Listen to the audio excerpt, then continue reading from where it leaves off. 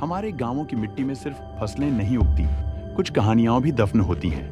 कहानियां जो हवा में घुल जाती हैं और कभी-कभी अनचाहे मेहमानों की तरह जिंदगियों में लौट आती हैं। आज मैं आपको एक ऐसी ही कहानी सुनाऊंगा जिसे सुनकर आपकी रूह कांप उठेगी। कच्चा कलवा की कहानी। लेकिन स्टोरी स्टार्ट करने से पहले, हेलो गाइस, मेरा नाम है कशिश और आप देख रहे हो on fright alarm horror stories. ये कहानी शुरू होती है एक छोटे से गांव बलिया से, जहां सूरज की पहली किरण भी खेतों से पहले कुओं के पानी पर पड़ती थी। गांव के बाहर एक पुराना सूखा कुआं था जिसे लोग कच्चा कलवा कहते थे। कच्चा कलवा यानी ऐसी आत्मा जो अधूरी इच्छाओं के बोझ तले दबकर भटकती रहे। गांव के बुजुर्ग कहते थे, उस कुएं में एक कुंवारी लड़की ने कूद कर जान दी थी। उसकी शादी तय थी, लेकिन किसी ने उसका मान भंग कर दिया था। बेइज्जती और दुख से भरी उस लड़की की आत्मा कुएं में कैद हो गई थी। लोग कहते थे, रात के समय कुएं से कभी कभी छन छन की आवाज आती थी, जैसे कोई अपनी पायल की आवाज सुना रहा हो। और जो कोई उस आवाज का पीछा करते हुए कुएं तक जाता, उसे पानी में एक चेहरा दिखाई देता, एक सुंदर लेकिन बेजान चेहरा जो मदद के लिए पुकारता था।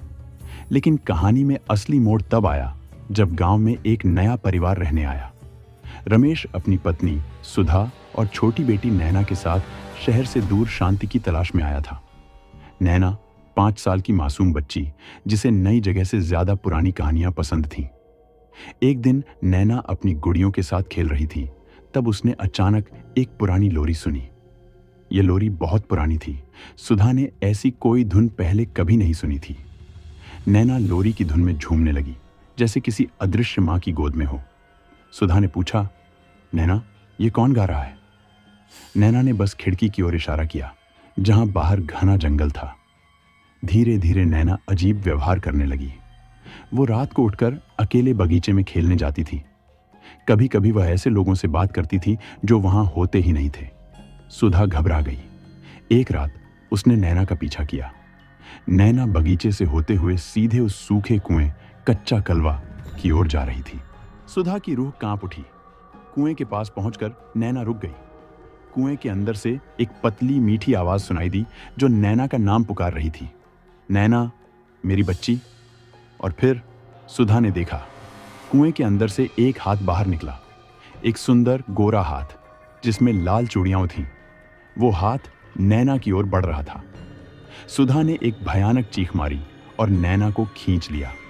उस पल कुएं के पानी में फिर वही बेजान चेहरा दिखाई दिया, लेकिन इस बार उसमें दर्द और गुस्सा दोनों थे। वो आत्मा नैना को अपने साथ ले जाना चाहती थी। वो अपनी अधूरी इच्छा को नैना में पूरा करना चाहती थी। रमेश ने अगले दिन गांव के पुजारी को बुलाया। पुजारी ने बताया, यह कुंवारी आत्मा थी जिसे कभी मातृत्व का सुख नहीं मिला। वह अब भी एक बच्चे की तलाश में है। उसे शांति देने के लिए उसकी अधूरी इच्छा को पूरा करना होगा। रमेश और सुधा ने गांव छोड़ दिया, लेकिन कहानी यहां खत्म नहीं होती। कुछ महीने बाद नैना बीमार रहने लगी। वह हर रात लोरी गुनगुनाती थी और उसकी आंखों में एक अजीब उदासी थी। सुधा को लगा, कच्चा कलवा की आत्मा ने नैना के भीतर अपना अंश छोड़ दिया है।